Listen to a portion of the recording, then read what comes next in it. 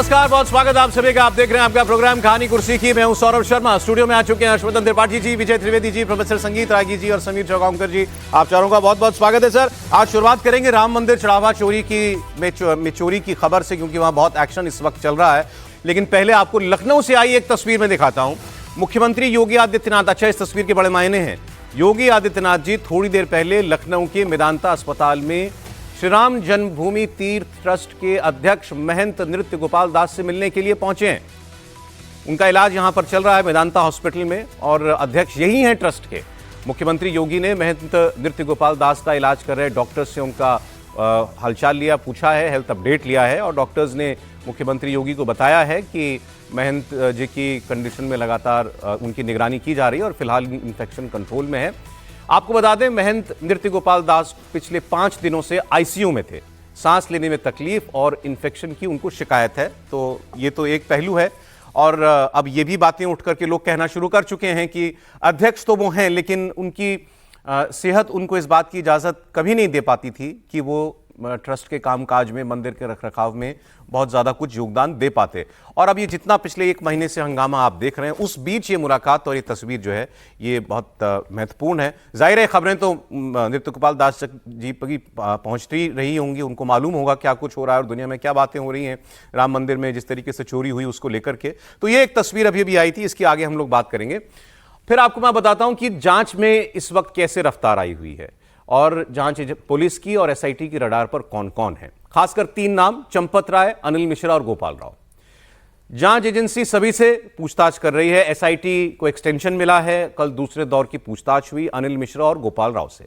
उनसे आज भी पूछताछ हो सकती है। एसआईटी एक बार फिर राम मंदिर परिसर में है।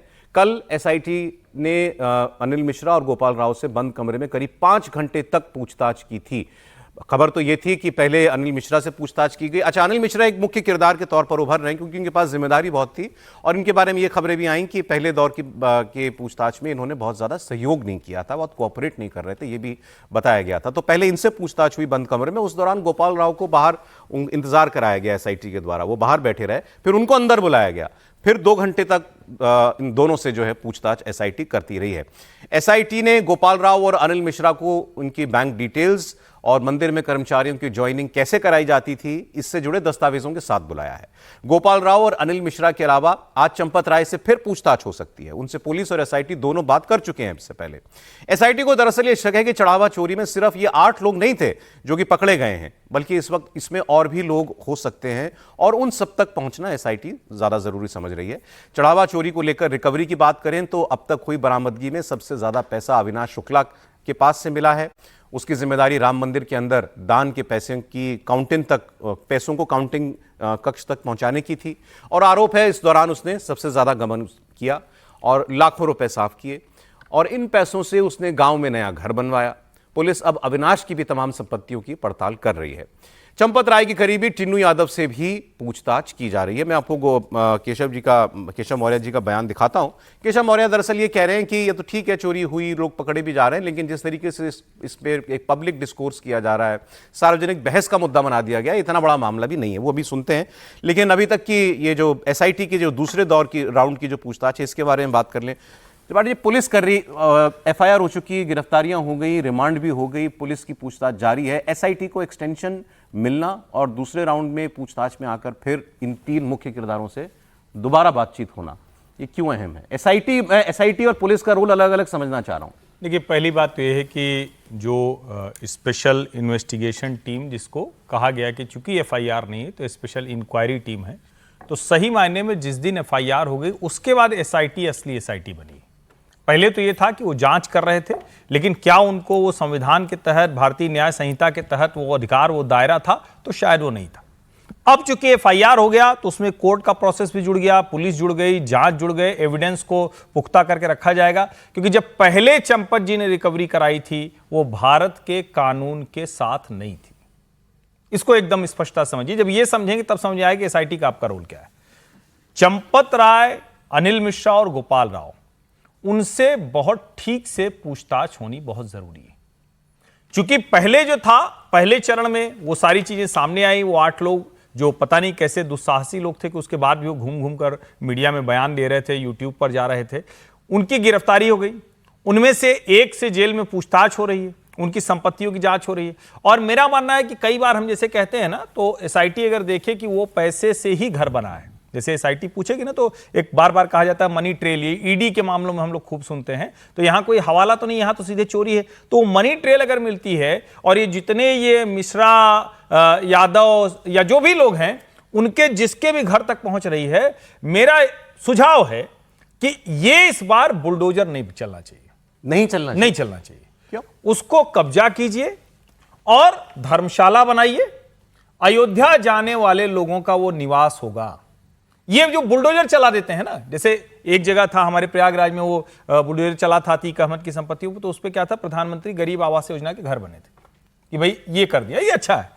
मेरा ये मानना है कि जब आप बुलडोजर चला के सिर्फ ध्वस्त कर देते हैं तो वो टीवी के हेडलाइन में अच्छा लगता है, हम लोग डिबेट में भी कहेंगे अरे वाह योगी जी ने कमाल कर दिया, लेकिन कमाल कब होगा? कमाल तब होगा जितना राम भक्तों का चंदा गया है वहां पर आप धर्मशाला बनाइए, राम जी के नाम पर वो बनाइए और उसको उन लोगों को बाहर कीजिए, बेदखल कीजिए। वैसे बुलडोजर की कार्रवाई की तैयारी हो रही है। मैं फिर कह रहा हूं, ये अनुकल्प मिश्रा और कुछ मिश्रा जो है, इनके घर नहीं उस सबके घर पे चलाइए, लेकिन मैं फिर कह रहा हूं कि ये सामान्य घटना नहीं है। और मैं इससे सहमत नहीं होता हूं कि इस पे इतनी चर्चा क्यों हो रही है। अरे भाई, इस पे चर्चा होनी ही। एक बात सुन लेते हैं, चलिए ना, केशव जी का बयान सुना दीजिए। केशव मौर्य कह रहे हैं कि इतनी सार्वजनिक चर्चा की क्या जरूरत है, जांच हो रही है। वहाँ जो घटना घटी है उसकी एसआईटी भी और एफआईआर करके पुलिस भी जांच करने का काम कर रही है, जांच का इंतजार करिए। लेकिन विपक्ष को श्री राम जन्मभूमि मामले में बोलने का कोई नैतिक अधिकार नहीं। देखिए, श्री अखिलेश यादव जी जो कर रहे हैं, समाजवादी पार्टी और रसातल में जा रही है। जिन लोगों ने वहाँ कर्मचारी के रूप में सेवा की और उन लोगों ने इस प्रकार से चोरी करने की घटना की, जिसकी जांच चल रही है, वह निश्चित तौर से पीड़ाजनक है। उसको किसी भी दृष्टि से अनुचित ही माना जाएगा। श्री राम जन्मभूमि आंदोलन के लिए जो परम तपस्वियों की तरह काम किए हैं, उसमें आदरणीय चंपत राय जी सहित तमाम श्री राम जन्मभूमि मंदिर निर्माण आंदोलन का हिस्सा रहे हैं, उन सबको इस प्रकार की घटना से पीड़ा है। लेकिन इस विषय को जितना चर्चा का विषय बनाया जा रहा है, उतना बड़ा चर्चा का विषय बनाने का कोई औचित्य नहीं है। वो कह रहे हैं इतना बड़ा चर्चा का विषय बनाने का औचित्य नहीं है और तपस्वी की तरह जीवन रहा है चंपत राय जी का। जी समीर, अब केशव प्रसाद मौर्य तो इतने आराम से बोल रहे हैं कि चर्चा मत कीजिए। जिस तरीके से उनको पूरी राजनीति में भ्रष्टाचार की जो आदत पड़ गई है कि सरकार में भ्रष्टाचार, विभागों में भ्रष्टाचार, तमाम जगह जब भ्रष्टाचार है तो राम मंदिर में भी भ्रष्टाचार हो गया, उसमें क्या फर्क पड़ता है? तो जिस हल्के तरीके से वो राम मंदिर के चढ़ावा भ्रष्टाचार को ले रहे और कह रहे इसकी चर्चा नहीं होना चाहिए, मुझे लगता है बहुत दुखद है। उनसे इस तरीके से बयान की उम्मीद नहीं थी। उनको ये कहना चाहिए था कि ये सार्वजनिक विमर्श में इसकी चर्चा होना चाहिए, दूध का दूध पानी का पानी हो, सच्चाई आना चाहिए और पूरी बात जो है सार्वजनिक रूप से आना चाहिए कि इसमें कौन लोग शामिल थे, कौन शामिल नहीं थे। किसी को भी छुपाने की और किसी को भी कवर करने की जरूरत नहीं इस पूरे मामले को लेकर।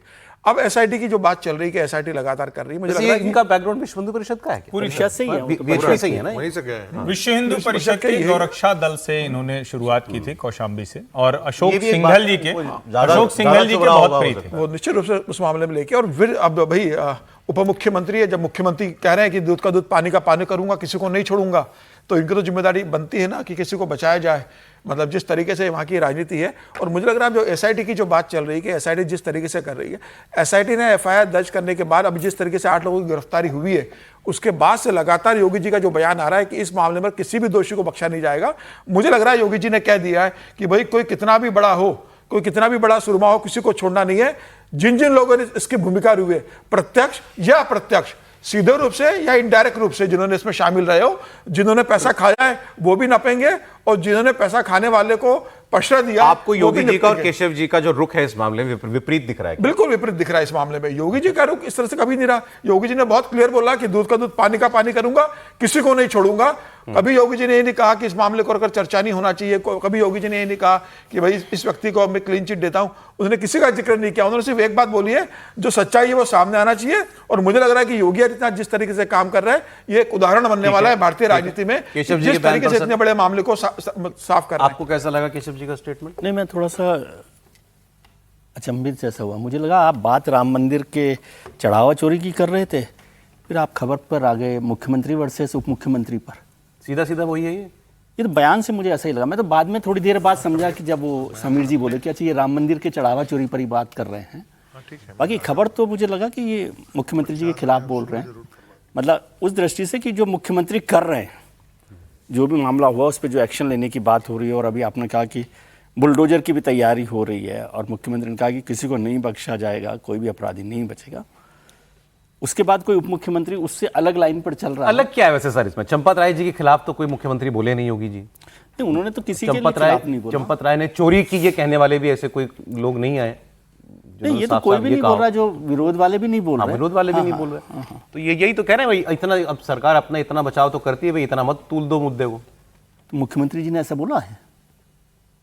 मुख्यमंत्री जी का मुख्यमंत्री जी ने तो बोला कि इसको तूल दो, इस पर किसी को नहीं बख्शा जाएगा। 4 बार ये बात हो गई है और एक्शन पर वो लगे हुए, और जो रुख उन्होंने रखा उस पर तो उनको केवल इतना सही कह सकते थे मेरे हिसाब से, यदि मुख्यमंत्री उप मुख्यमंत्री के तौर पर, कि जो मुख्यमंत्री जी ने कहा उसी रास्ते पर जांच चल रही है। लेकिन वो विश्व हिंदू परिषद के सदस्य रहे, एक्टिव रहे, अशोक सिंघल साहब के साथ काम किया है, राम मंदिर जन्मभूमि आंदोलन में भी वो रहे हैं, वो सब ठीक है। लेकिन ये मसला मुझे उनके बयान में, मतलब जितनी मेरी समझ है उसमें, ये राम मंदिर चढ़ावा चोरी से जुड़ा हुआ बयान नहीं लगा। इसका रेफरेंस है, इन्फ्रेंस ये है कि वो मुख्यमंत्री जी के खिलाफ मत बोलिए, एक अलग लाइन के साथ लाइन पर नहीं। लेकिन सर वो अपनी सरकार के खिलाफ क्यों जाएंगे? वो नहीं, तो नहीं जाएंगे, वो मैं तो यही चंपत जी कह के रहा साथ मैं भी यही खड़े कह रहा हैं। हूँ, अपनी सरकार वो को तो चंपत जी के बचाता ही साथ है। खड़े हैं, क्योंकि विश्व हिंदू परिषद से रहे हैं, सिंघल जी के बहुत प्रिय हाँ, शिष्य वो तो मैं रहे कह रहा हूँ कि वो तो रहे भाई इतना अंतर जरूर है कि मुख्यमंत्री ने चंपत राय जी के समर्थन में ऐसा कोई बयान नहीं दिया जैसा इन्होंने लाइन दिया। अलग हुई ना। हाँ, यहाँ पर यहाँ अलग मैं है। ये कह रहा हूँ खिलाफ नहीं, लेकिन अलग लाइन पर है। थोड़ा सा इसको समझिए। मुख्यमंत्री जी विश्व हिंदू परिषद के कार्यकर्ता स्वयंसेवक नहीं रहे, और अभी मुख्यमंत्री जी शासन में उन्हीं के ऊपर जिम्मेदारी है। उप मुख्यमंत्री के ऊपर यह जिम्मेदारी नहीं होती। गृह मंत्रालय भी मुख्यमंत्री जी के पास है। उनको बिल्कुल मुख्यमंत्री के तौर पर बोल रहे हैं या विश्व हिंदू परिषद के नहीं, कार्यकर्ता के तौर पर बोल रहे हैं? मुख्यमंत्री विश्व हिंदू परिषद की वजह से प्रोफेसर है, साहब। ये उनको ध्यान में। प्रोफेसर साहब, इसीलिए क्या वो बोल सरकार के रवैये में कुछ अंतर हो गया क्या? नहीं, ऐसा क्यों? उधर ही कर आज ऐसे क्यों? बताइए सर। मैं कह रहा हूँ ठीक ही बोल रहे हैं हर्ष जी। और अध्यक्ष जी से मुलाकात अस्पताल में करने गए योगी जी आज ही। चुप रहने का नहीं है सर इसमें।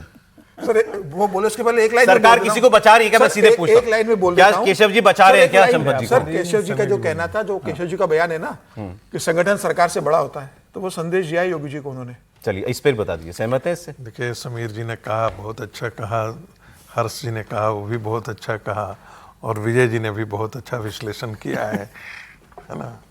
इसमें और मतलब वो बाकी सबसे कुछ सहमत हैं, ऐसा कह रहे हैं। और इसमें बाकी कुछ कहने के लिए कुछ है बचा हुआ क्या? ऑन अ सीरियस नोट, क्या केशव जी का बयान किसी तरीके से चंपत राय जी को या किन्हीं और सीनियर लोगों को बचाने वाला बयान है क्या?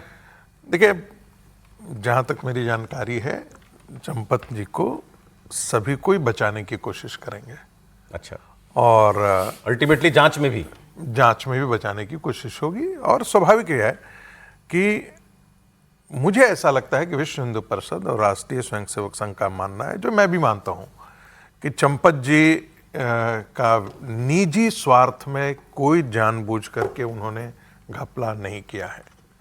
उनसे गलती जो है वो शुरुआत में जो निरुपेंद्र जी ने कहा था, निगरानी, और राष्ट्रीय स्वयंसेवक संघ में यही सबसे बड़ी कमजोरी है कि इंस्टीट्यूशनल प्रोसेस के बजाय वो लोगों पर विश्वास करते हैं। आखिर 100 साल तक कोई बड़ा संगठन खड़ा रहा, तो उसका कारण भी यही है कि आपसी विश्वास, अपने स्वयंसेवकों पर विश्वास, अपने लोगों पर विश्वास। और पैसा का समाजशास्त्र तो ऐसा है, आप देख ही रहे हैं कि सारे उसमें पीडीए से लेकर के एडीए वगैरह सब उसमें शामिल हैं। पैसा देख करके इन लोगों ने धोखा दिया, इनके विश्वास को धोखा हुआ है।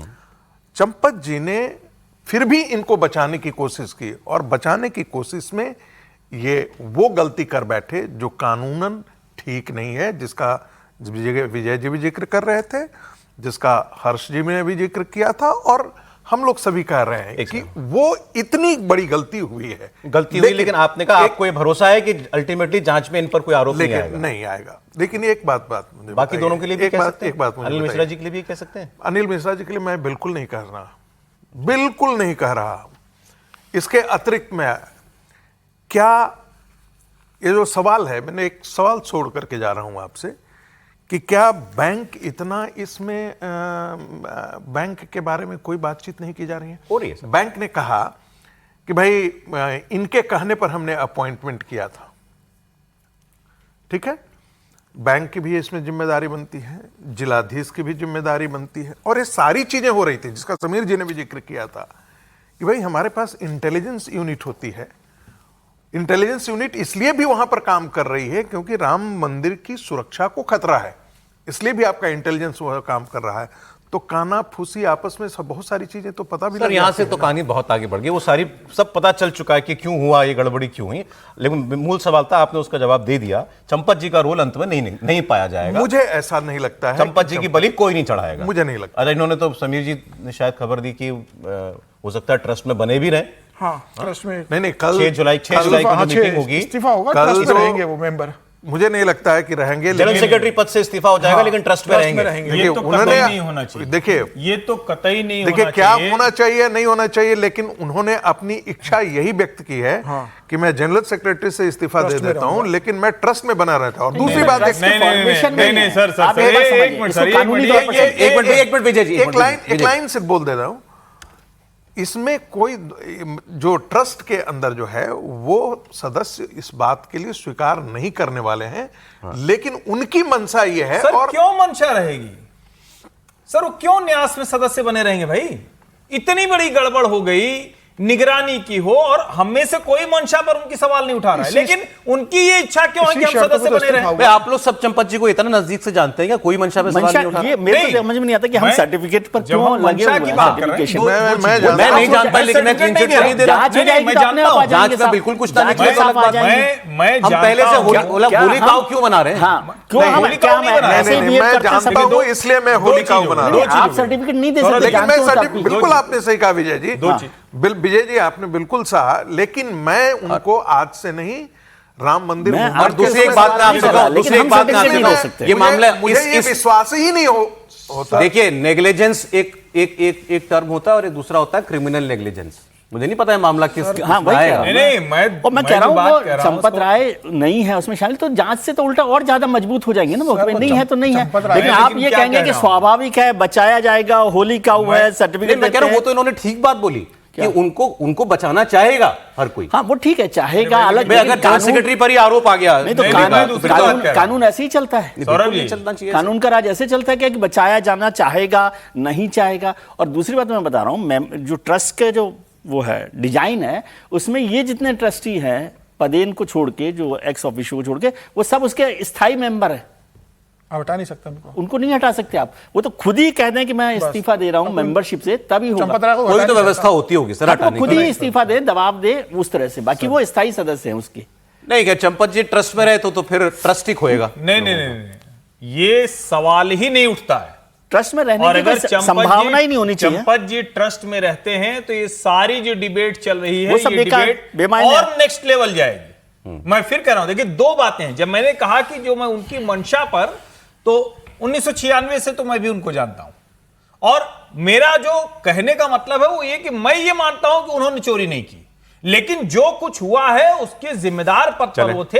और पहले ही मैंने कहा कि एसआईटी उनसे पूछताछ भी करे, उसके जहां तक तार जाते हैं जाए, मनी ट्रेल भी पता करनी चाहिए, और चंपत जी को हर हाल में न्यास से बाहर जाना ही अब चाहिए। आगे का एक दो बयान आपको और चंपत राय दिखा का दूं एक सर फिर। बयान को ध्यान से सुनिए सर। जो उन्होंने कहा था कि कलंक लेके मैं अयोध्या से नहीं जाऊंगा, इसका मतलब सीधा है कि मैं महामंत्री का पद छोड़ूंगा, मैं ट्रस्ट नहीं छोड़ूंगा, और जब मुझे यहां से आप क्लीन चिट दोगे उसके बाद ही मैं तय करूंगा कि मुझे ट्रस्ट से जाना है, अयोध्या छोड़ना है कि नहीं छोड़ना है। ट्रस्ट और में उनका मनमानी जो चलती इस्तीफा- होगी, उनकी नहीं, जांच भी नहीं नहीं, चल सकती। इस्तीफा उन्होंने जो दिया है ना सर, नहीं। वो तमाम शर्तों के साथ इस्तीफा दिया है उन्होंने, ऐसा नहीं है। समीर और जी, इसी कारण चंपत जी कोई शर्त नहीं समीर कर जी, सकते हैं। समीर ये जी, तमाम चलें, शर्त चले सर, आगे बयान एक सुना दो आपको सर। सुनिए समीर जी, इसकी जांच अब हो रही है, FIR बयान- हो चुकी है, अब ये नहीं इस्तीफा हो तो सकता है। शर्तों के साथ नहीं दिया जा चंपत जी सकता की है। इच्छा पर थोड़ी ना अब चलेगा। तो ऐसे थोड़ी होता है। इच्छा देखिए, इस्तीफा तो शर्तों के साथ नहीं सर दिया इस्तीफा जाता। 12 तारीख तक स्वीकार करने की मैं स्थिति फिर में कह नहीं रहा हूं। हूं, इस्तीफा 12 दिया तक- जाने का क्या संबंध है इसमें?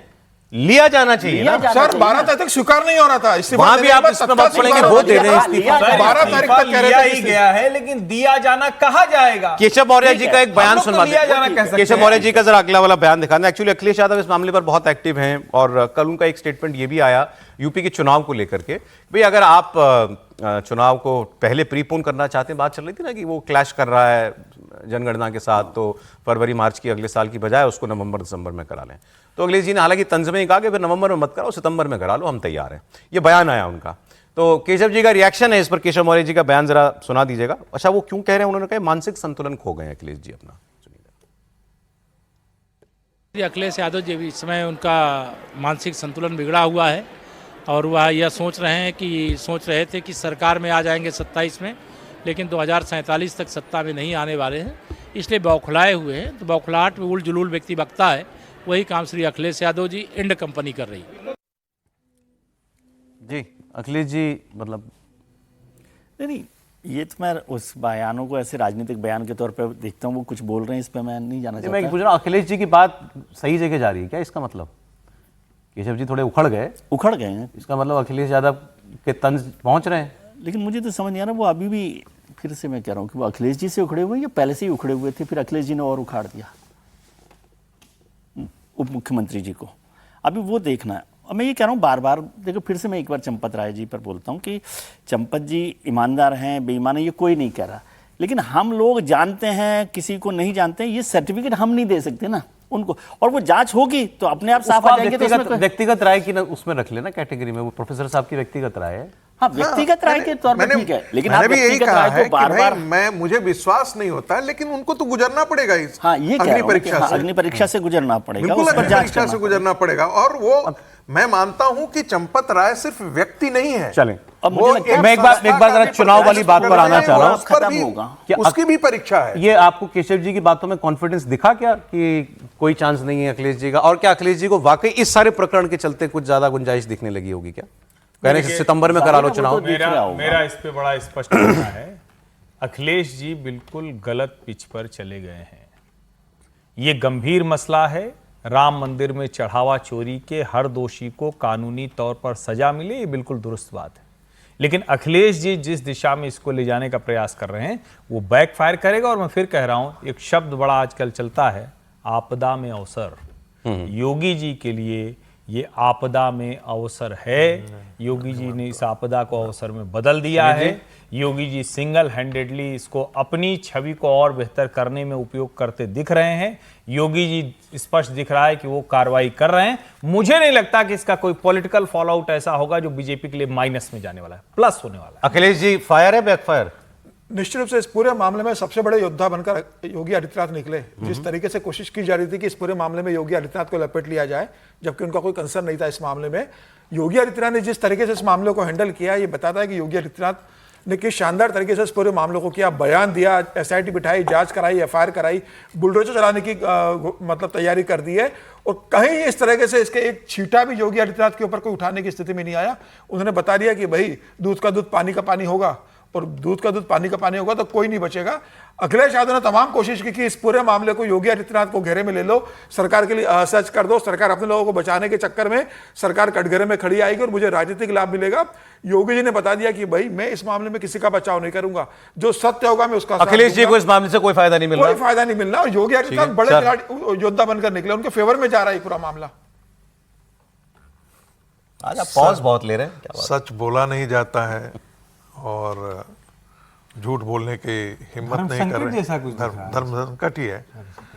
देखिए, राम मंदिर मुद्दा यदि बहुत बड़ा होता है तो इसका पॉलिटिकल फॉल आउट नहीं होगा, ये तो मतलब नहीं माना जा सामान्य विश्लेषण में नहीं आता है। एक दूसरी बात, ये योगी जी की भी अग्नि परीक्षा है।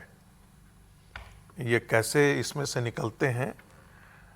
देखिए, कोई भी किसी भी प्रकार की लिपापोती यदि होगी जी, तो उसके छींटे पड़ेंगे, ये बहुत स्वाभाविक है। ठीक है सर। और इसीलिए हम सभी भी चाहते हैं कि जल्दी से जल्दी त्वरित इस पर हो, और ताकि जो दूध का दूध और पानी का पानी जो है वो होता हुआ दिखे। ठीक है सर। ताकि लोगों का भरोसा पुनः स्थापित हो।